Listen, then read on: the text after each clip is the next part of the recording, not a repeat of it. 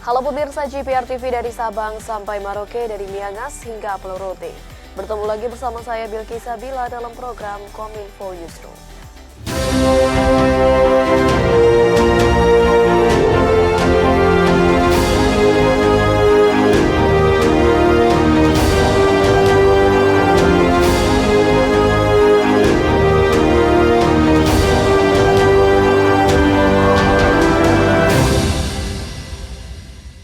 Pemirsa, inilah Kominfo Newsroom selengkapnya. Menteri LHK Siti Nurbaya menyampaikan pemerintah tengah membahas aturan razia uji emisi kendaraan sebagai upaya memperbaiki kualitas udara di Jabodetabek. Rencana ini akan melibatkan berbagai kementerian, mulai dari Polda Metro Jaya hingga Pemprov DKI Jakarta.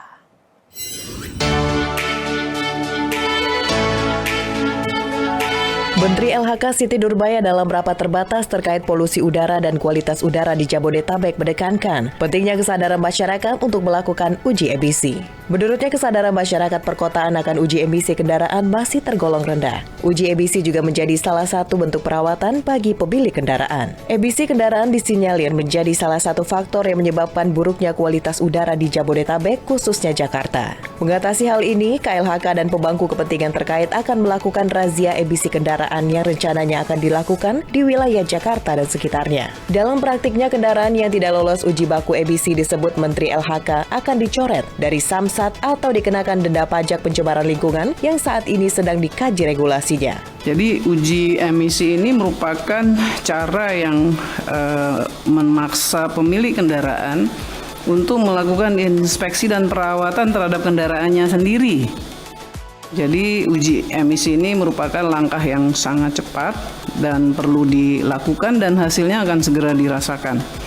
Jadi tadi Bapak Presiden sudah meminta untuk diinventarisir semua langkah-langkah cepat, termasuk yang kami usulkan. Tadi Pak Gub juga sudah menyampaikan akan segera melakukan pelaksanaan razia uji emisi untuk kepatuhan uji emisi kendaraan bermotor.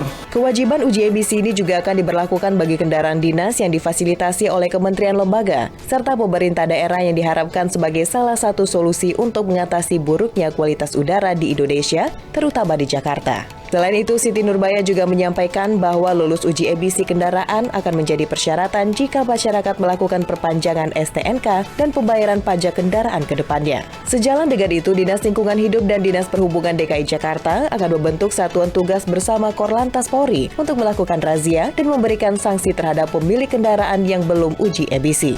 Sistem uji emisi yang dimiliki Dinas LH DKI Jakarta direncanakan bisa langsung terkoneksi dengan sistem tilang elektronik milik Polri.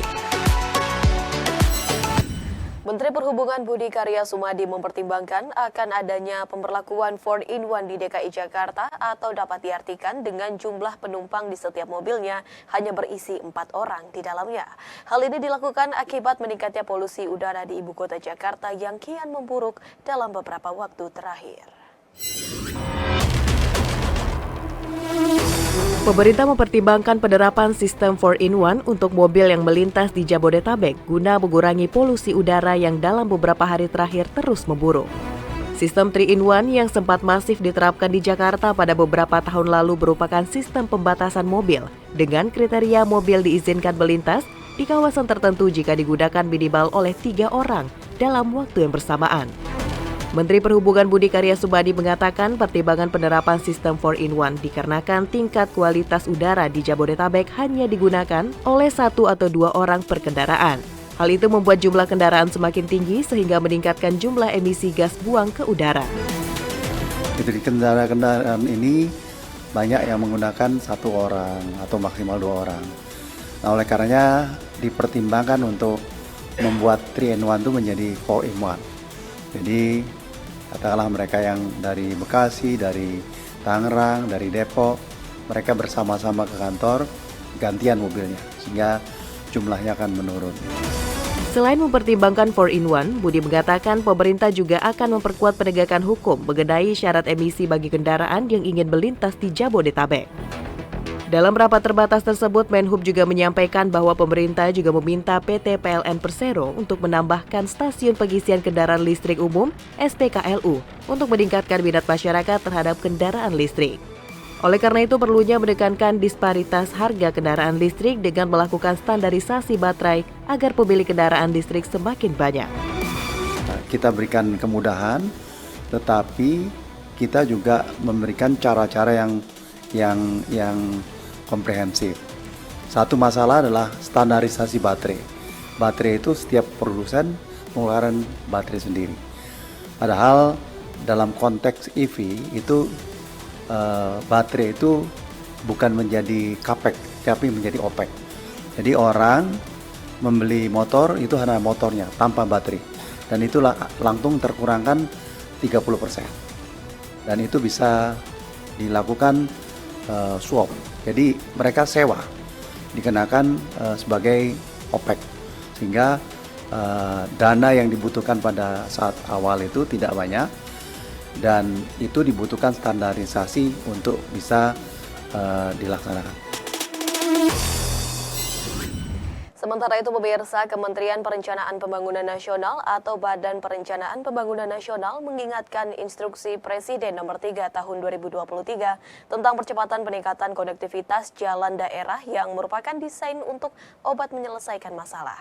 Hal ini disampaikan langsung oleh PLT Deputi Pemantauan, Evaluasi dan Pengendalian Pembangunan Kementerian PPN Bappenas dalam sosialisasi kebijakan Instruksi Presiden Nomor 3 Tahun 2023 secara daring diikuti di Jakarta.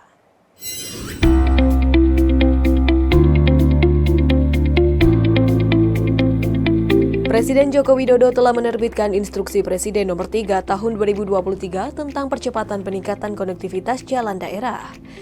Inpres tersebut diterbitkan pada 16 Maret 2023. PLT Deputi Pemantauan Evaluasi dan Pengendalian Pembangunan Kementerian PPN atau Bappenas, Erwin Dimas mengatakan, Instruksi Presiden Nomor 3 Tahun 2023 merupakan obat menyelesaikan masalah. Erwin menilai penanganan jalan daerah tetap berada di tangan pemerintah daerah sesuai dengan Undang-Undang Pemerintah Daerah. Selain itu pihaknya mewanti-wanti agar Inpres ini dapat dilaksanakan maksimal sesuai dengan jabatan Presiden hingga tahun 2024. Oleh karena itu memang selain dari Inpres ini maksimal sesuai jabatan Presiden, kita juga tidak boleh berlama-lama adanya Inpres ini. Tetap 2023-2024. 2025 kita review kembali. Apakah masih kita perlu continue, apakah tidak. Kalau perlu continue, apakah nanti kita akan bentuknya Inpres kembali atau kita susun dalam bentuk lain, apakah DAK atau dalam hibah yang lainnya. Itu yang pertama. Kendati Inpres Nomor 3 Tahun 2023 tidak secara total akan menyelesaikan masalah, tetapi pemeliharaan jalan harus dilakukan oleh Pemda menimbang terdapat tambahan jalan yang diberikan ke daerah.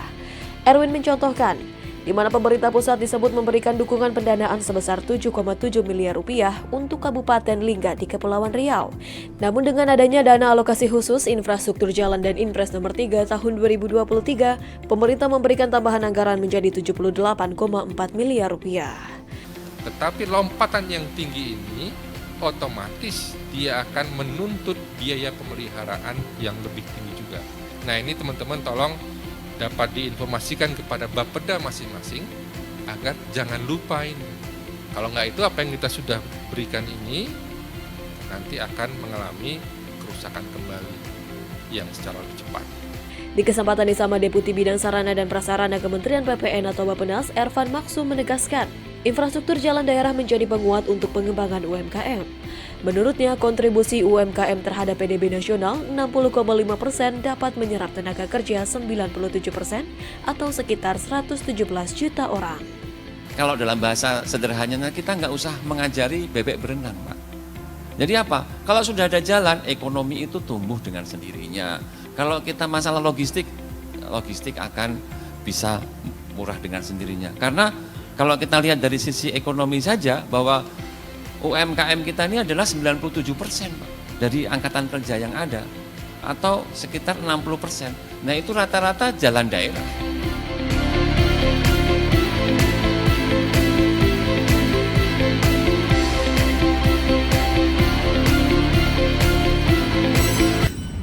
Pemirsa, Bank Indonesia bersama dengan Kementerian Keuangan, OJK, dan Lembaga Penjamin Simpanan menggelar kegiatan literasi keuangan Indonesia terdepan atau Like It 2023. Pesan yang disampaikan dalam acara ini salah satunya ialah mengenai investasi. Gubernur Bank Indonesia Peri Warjio menyebutkan bahwa pelaksanaan Like It ini merupakan kegiatan yang mendorong literasi keuangan bagi generasi muda.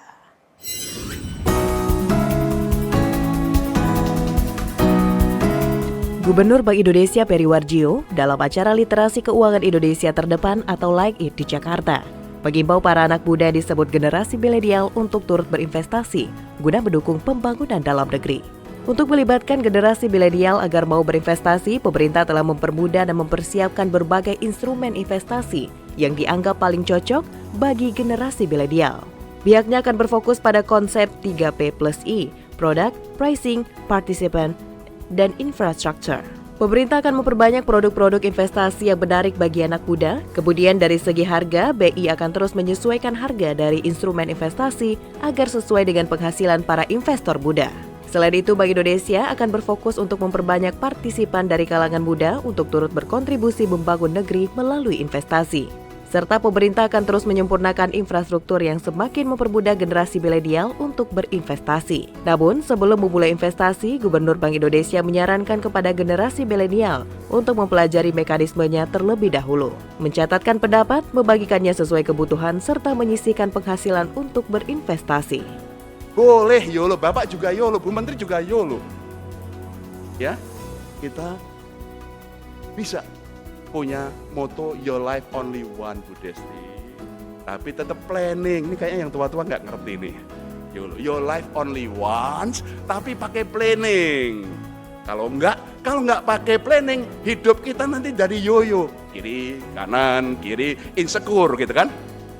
Makanya Like It ini adalah, ayo kita dulu tetap bisa ke kafe, tapi juga berinvestasi ke depan. Pakai planning. Nah, di Like It diajari bagaimana financial planning kita. Gaji sekian, untuk makan sekian, untuk entertainment sekian, tapi untuk investasi sekian, jangan semuanya. Kemudian untuk makan, YOLO boleh, silahkan YOLO, tapi pakai financial planning. Dan pemirsa, informasi lainnya akan kami hadirkan usai jeda berikut ini. Tetaplah bersama kami dalam Kominfo Newsroom.